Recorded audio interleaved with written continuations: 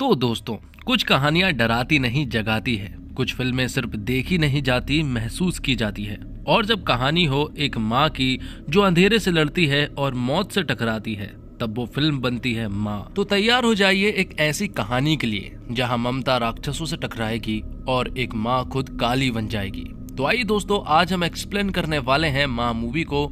और अगर वीडियो अच्छा लगे तो वीडियो को लाइक करके चैनल को सब्सक्राइब जरूर कीजिएगा, ताकि आपको इसी तरह के लेटेस्ट और फ्रेश कंटेंट मिलते रहे। तो फिल्म की शुरुआत होती है पश्चिम बंगाल के चंदरपुर गांव से, जहां पर एक प्रथा है कि जिसके सपने में काली माँ आती है, उसे ही काली माँ की पूजा करने का सौभाग्य प्राप्त होता है। जिस लड़की को ये सौभाग्य प्राप्त हुआ है, उस लड़की का नाम है परोनिता। एक तरफ तो काली माँ की पूजा चल रही थी, तो दूसरी तरफ एक बच्चे का जन्म होता है जो कि एक लड़का था। और तभी मालूम चलता है कि एक और बच्चा जन्म लेता है जो कि एक लड़की है। और जब लोगों को मालूम चला कि लड़की हुई है, तो सभी लोग इकट्ठे होकर उसे जंगल में ले जाते हैं और वहां एक पेड़ के नीचे उसे एक पत्थर पर रख देते हैं। जिसके बाद और जो लड़की काली माँ की पूजा कर रही थी, मतलब कि परोनिता, यहाँ पर उस छोटी सी बच्ची की जान ले लेती है, मतलब कि उसे बलि चढ़ा देती है। अब कहानी जो है वो 40 साल आगे शिफ्ट हो जाती है, जहाँ पर हम अंबिका को देख पाते हैं जो कि एक टीचर है और वो अपने बच्चों को रक्तबीज नाम के एक राक्षस के बारे में बता रही थी। वो बताती है कि रक्तबीज नाम का एक राक्षस हुआ करता था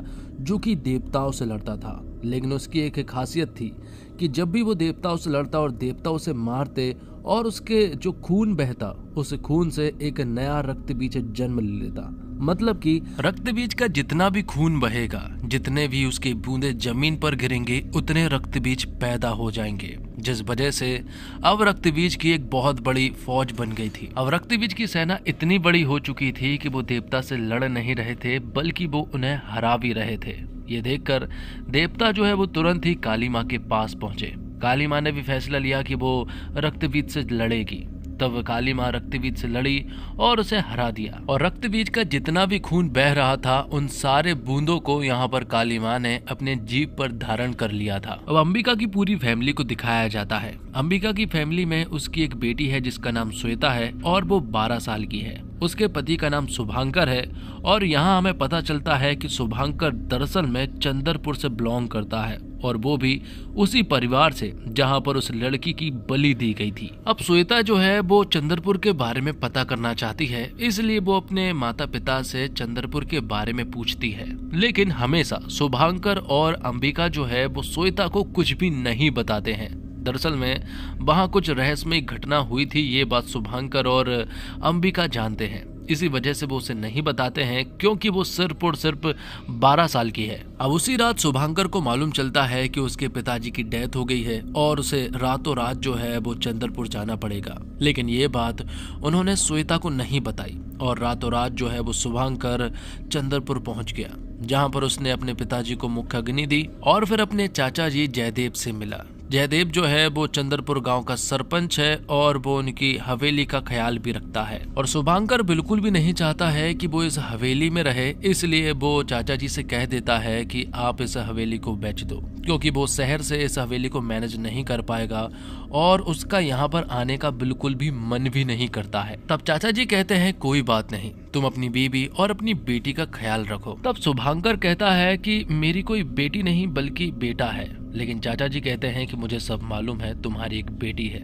लेकिन अब यहाँ पर ऐसी कोई प्रथा नहीं चलती है, इसलिए तुम उसे यहाँ भी ला सकते थे। अब रात को ही शुभांकर जो है वो वापस दिल्ली आने लगा था अपनी बेटी और अपनी बीवी के पास। लेकिन तभी रास्ते में ही एक पेड़ की शाखाएं जो है वो यहाँ शुभांकर के ऊपर हमला कर देती है और उसे जान से मार देती है। ये बात जब अंबिका और श्वेता को मालूम चली तो उन्हें बहुत ज्यादा दुख हुआ, क्योंकि शुभांकर उनका एक लौता सहारा था। और पुलिस वालों ने यहाँ पर अंबिका को बताया कि सिगरेट की वजह से आग लगने की वजह से उनकी मौत हुई है। तो अब इसी तरह से 3 महीने बीत जाते हैं। अंबिका और श्वेता एक दूसरे का ख्याल रखते हैं और अपनी जिंदगी को जी रहे थे कि तभी जयदीप का कॉल आता है चंदरपुर से यहाँ पर अंबिका के पास। और वो अंबिका से कहते हैं कि शुभांकर जो है वो इस हवेली को बेचना चाहता था, मैं चाहता हूँ कि तुम यहाँ पर आ जाओ और सारी फॉर्मेलिटीज कर लो। लेकिन अंबिका नहीं चाहती है कि वो चंदरपुर जाए, इसलिए वो चाचा जी से ही कह देती है कि आप ही देख लो और जो भी कट होगा वो आप रख लेना,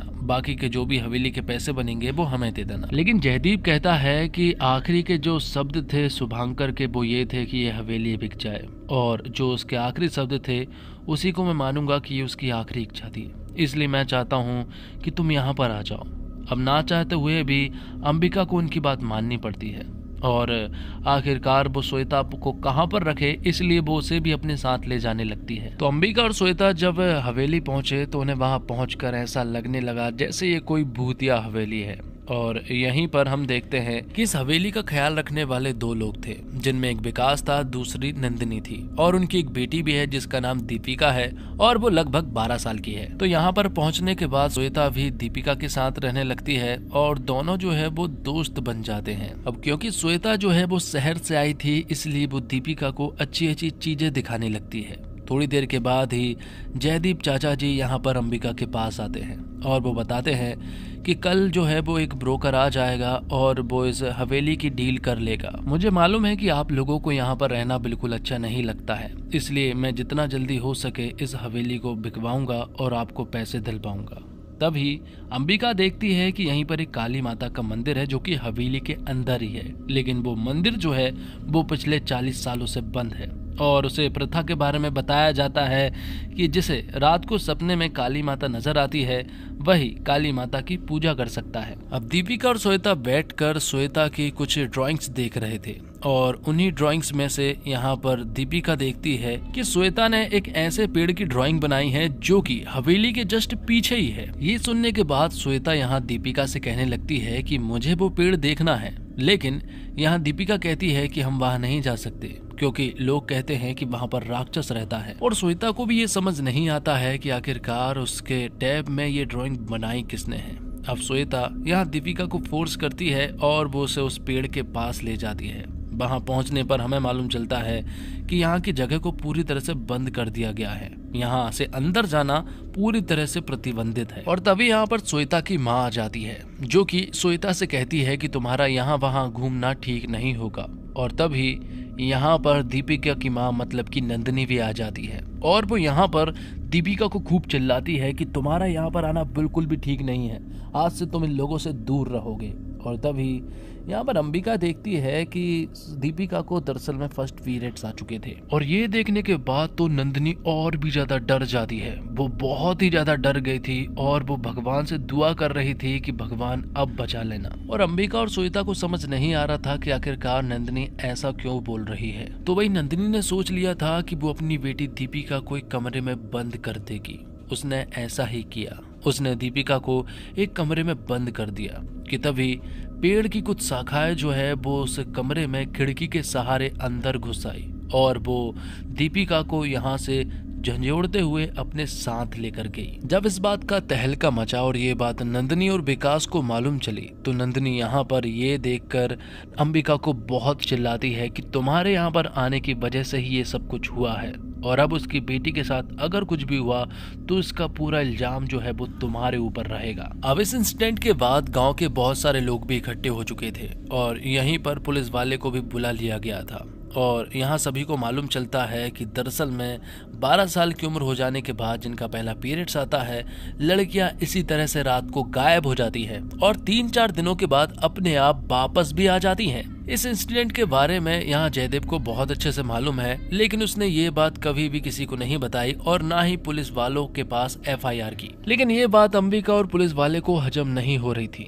इसलिए वो उस पेड़ के पास चेक करने के लिए जाते हैं जहाँ पर उन्हें ऐसी कोई चीज नहीं दिखती है जिससे उन्हें लगे कि यहीं से लड़की गायब हुई है। लेकिन आखिरकार यहाँ पर क्या चल रहा है, श्वेता ये सब कुछ जानना चाहती है, इसलिए श्वेता ये सारी बातें अपनी माँ अंबिका से पूछती है। तब अंबिका यहाँ पर श्वेता को एक कहानी सुनाती है। वो कहानी थी रक्त बीज की। रक्त बीज के बारे में आपको पता होगा कि वो एक शक्तिशाली राक्षस था, उसकी एक बूंद से नया रक्त बीज जन्म ले लिया करता था। लेकिन बात कुछ ऐसी है कि जब काली माता ने सारे रक्त बीज को खत्म कर दिया था तो उन्हीं में से एक खून की बूंद जो है वो चंद्रपुर में गिर गई थी। तब वह एक राक्षस ने जन्म तो लिया, लेकिन वो रक्त बीज जितना शक्तिशाली नहीं था, जिस वजह से वो एक पेड़ के रूप में था और वो गाँव वालों को परेशान कर रहा था। था, लेकिन इसके बारे में एक राजा को पता चल गया था। तब एक दिन राजा के सपने में काली माता आई और उसने काली माता की पूजा की। पूजा करने के बाद जब राजा को शक्ति मिली तो वो रक्तबीज से लड़ने के लिए पूरी तरह से रेडी था, और जब वो उसे लड़ा तो जीत राजा की तो हुई, लेकिन उसने अपना बीज जो है वो राजा की बेटी में छोड़ दिया था, जिस वजह से अब वो लड़की जो भी जन्म देगी वो रक्त बीज ही बनकर पैदा होगा।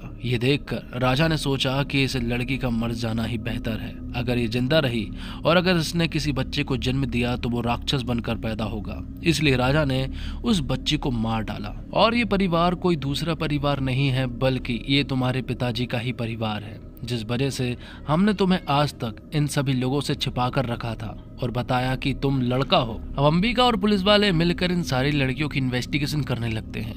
कुछ 3-4 दिनों के बाद सारी लड़कियां वापस आ जाती है और जब उनसे पूछताछ की जाती है तो मालूम चलता है कि उन सारी लड़कियों को इस इंसिडेंट के बारे में कुछ भी नहीं मालूम है। और अब एक दिन अचानक से श्वेता के पेट में दर्द होने लगता है, मतलब कि उसे फर्स्ट पीरियड आने वाले थे। ये देखकर अंबिका समझ गई थी कि कुछ न कुछ प्रॉब्लम आने वाली है। तो जिस जगह पर श्वेता सो रही थी उस जगह पर जो सारी लड़कियां गायब हुई थी अब वो वापस आ चुकी है और अब उन सारी लड़कियों को राक्षस ने पजेस्ट कर लिया है। वो सारी लड़की श्वेता के पास आती है और वो उसे उठाकर उस वृक्ष के पास ले जाने लगती है कि तभी एक बूढ़ी औरत जो है वो यहाँ पर श्वेता को बचाने की काफी कोशिश करती है। आखिर में अंबिका और उस बूढ़ी औरत ने श्वेता को बचा लिया था। ये देखकर अंबिका समझ गई थी कि अब वो यहाँ पर बिल्कुल भी नहीं रह सकती है, क्योंकि अगर वो यहाँ पर रही तो उसकी बेटी और उसकी खुद की जान खतरे में हो सकती है। इसलिए रातों रात वो कार से अपने घर जाने लगती है कि तभी बीच रास्ते में वही सारी लड़कियां आ जाती है और वो अंबिका और श्वेता पर हमला कर देती है। और यहाँ पर इस बार वो श्वेता को अपने साथ ले जाने में कामयाब हो जाती है और वो बूढ़ी औरत भी इस बार कोई मदद नहीं कर पाती है। अब वो बूढ़ी औरत जो है वो अंबिका से मिलती है और वो उसे बताती है कि मैं भी उस लड़की को बचाना चाहती हूँ। अब वो बूढ़ी औरत अंबिका को पूरी कहानी सुनाती है। दरअसल में ये बूढ़ी औरत कोई और नहीं बल्कि फिल्म की शुरुआत में जिसके सपने में काली माता आई थी, मतलब कि परुनीता, ये वही लड़की है। और इस लड़की को उस छोटी सी बच्ची की बलि चढ़ाने को भी कहा गया था, लेकिन तब उसने मना कर दिया था। बलि देते देते परुनीता रुक गई थी, लेकिन तभी जयदीप यहाँ पर आया और उसने सभी लोगों के सामने परुनीता को कमजोर बताया और कहा कि ये काम मर्दों का है, इसलिए ये काम वो करेगा। तब जयदीप ने ही उस लड़की की बलि दी थी। जिसकी बलि दी थी वो एक लड़की थी, लेकिन जो लड़का था ना वो तुम्हारा पति शुभांकर था। और इन सब के पीछे कोई और नहीं बल्कि जयदीप ही है। गांव का सरपंच ही सबसे बड़ा गुनहगार है। दरअसल में जब जयदीप ने उस बच्ची की जान ली तब उस राक्षस ने यहाँ पर शुभांकर के पूरे परिवार को मारना चाहा, जिनमें जयदीप भी शामिल था। लेकिन उसने जयदीप को नहीं मारा क्योंकि उसने देख लिया था कि जयदीप जो है वो 1 नंबर का मक्कार आदमी है। जयदीप उसका साथ जरूर देगा, इसलिए उसने उसे नहीं मारा और जयदीप ने उस राक्षस के साथ हाथ मिला लिया। तब जयदीप के पास भी बहुत सारी पावर्स आ चुकी थी और अब वो राक्षस के लिए काम करने लगा था। जितनी भी लड़की गायब होती उन सभी के पीछे जयदीप का ही हाथ था। लेकिन उनका असली मकसद श्वेता को यहाँ पर लाने का था, क्योंकि श्वेता ही उन्हें चाहिए थी। इसी वजह से उन्होंने शुभांकर के पिता को मरवाया ताकि उन्हें ऐसा लगा था कि शुभांकर के साथ उसकी बेटी श्वेता भी आएगी, लेकिन ऐसा नहीं हुआ। इसलिए यहाँ पर जयदीप ने शुभांकर को भी मरवा दिया और फिर हवेली के बिकवाने के झांसे में अंबिका और श्वेता को यहाँ पर आना पड़ा और जयदीप और वो राक्षस यही चाहते थे। अब वो बूढ़ी औरत बताती है कि अब काली माता ही तुम्हें बचा सकती है। तभी अंबिका बताती है कि मेरे सपने में काली माता आई थी। तब परुनीता कहती है कि अगर तुम्हारे सपने में काली माता आई है तो तुम्हें तुरंत ही काली माता की पूजा करनी चाहिए। अगर ऐसा हुआ तो तुम अपनी बेटी को बचा सकती हो। तब अंबिका ने काली माता की पूजा की और फिर ज्यादा देर ना करते हुए वो तुरंत ही उस राक्षस से लड़ने के लिए पहुंच गई। लेकिन राक्षस तक पहुंचने से पहले उसकी मुलाकात होती है जयदीप से। जयदीप से जब वो लड़ना स्टार्ट की तो यहाँ पर जयदीप ने अंबिका का बहुत ही बुरा हाल कर दिया। उसके हाथ पैर गर्दन सारी चीजें तोड़ दी थी, उसे पूरी तरह से अधमरा कर दिया था। और जब अंबिका मरने ही वाली थी कि तभी उसका एक खून का कतरा जमीन पर गिरा और तब अंबिका के अंदर काली माता आ जाती है और फिर वो जयदीप से लड़ना स्टार्ट करती है। और इस बार वो सिर्फ उससे लड़ी नहीं बल्कि उसने जयदीप को पूरी तरह से खत्म कर दिया था। और जयदीप ने जिन सारी लड़कियों को पजेस करके उनका सहारा लिया था, अंबिका ने उनके सबके माथे पर हाथ फेर दिया था, जिस वजह से वो सारी लड़कियां भी ठीक हो चुकी थी। तो इस तरह से अंबिका ने सबको बचा लिया था। और जब वो इन सारी लड़कियों को वापस लेकर आ रही थी कि तभी यहाँ पर परिणीता आती है, जो कि बूढ़ी औरत है। वो यहाँ पर अंबिका को बताती है कि उस राक्षस ने तुम्हारी बेटी के अंदर बीज डाल दिया है। तो अब श्वेता के अंदर एक राक्षस का अंश है, जिस वजह से तुम्हें उसे मारना होगा, वरना ये राक्षस फिर से जन्म लेगा। अब अंबिका बहुत बड़ी प्रॉब्लम में फंस चुकी थी कि आखिरकार अब वो क्या करे, वो अपनी बेटी की जान भला कैसे ले।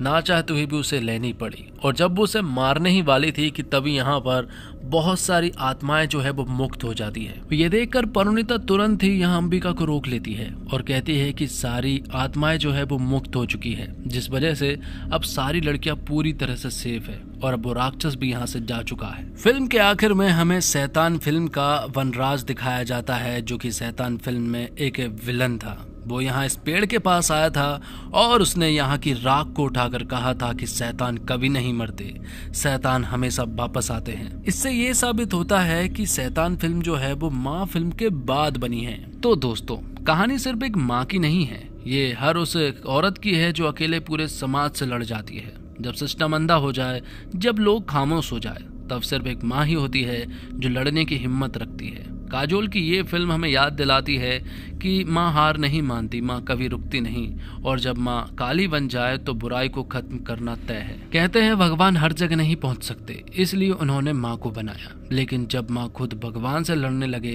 तब वो बन जाती है काली। माँ एक ऐसा रिश्ता जो सिर्फ जन्म देने तक सीमित नहीं होता। माँ वो होती है जो पूरी दुनिया से अकेले लड़ जाती है, सिर्फ अपने बच्चे की एक मुस्कान के लिए। जब कोई रास्ता नहीं बचता, जब कोई अपने भी साथ छोड़ देते हैं, तब सिर्फ माँ ही होती है जो दीवार बनकर खड़ी रहती है। चाहे समाज की सड़ी हुई परंपरा हो या अंधविश्वास की जंजीरें, माँ अपनी ममता की तलवार से सब मोड़ देती है। और आज की कहानी भी उसी माँ की थी, जिसने बेटी को बचाने के लिए खुद को मिटा दिया, लेकिन हार नहीं मानी। दोस्तों, ये सिर्फ फिल्म नहीं, ये एक आईना है जिसमें हर उस औरत की तस्वीर है जो हर दिन खुद को भुलाकर सबके लिए जीती है। तो अगली बार जब अपनी माँ को देखें तो उसे सिर्फ माँ मत कहिए, उसे थैंक यू कहिए, क्योंकि उस एक शब्द के पीछे हजारों बलिदान, अनगिनत रातें और एक ऐसी ताकत जिसे दुनिया कभी नहीं समझ सकती। और अगर आज भी आपकी माँ आपके साथ है तो उसे गले लगाइए, उनका हाथ थामिए, क्योंकि माँ का साथ एक ऐसी दौलत है जो किस्मत वालों को मिलती है। इस दुनिया में सब कुछ बदल सकता है, लेकिन एक माँ का प्यार कभी कम नहीं होता। वो दुनिया की एक लौती इंसान है जो बिना किसी शर्त के आपको प्यार करती है, बिना कुछ लिए, बिना कोई उम्मीद के, बिना कोई शर्त के।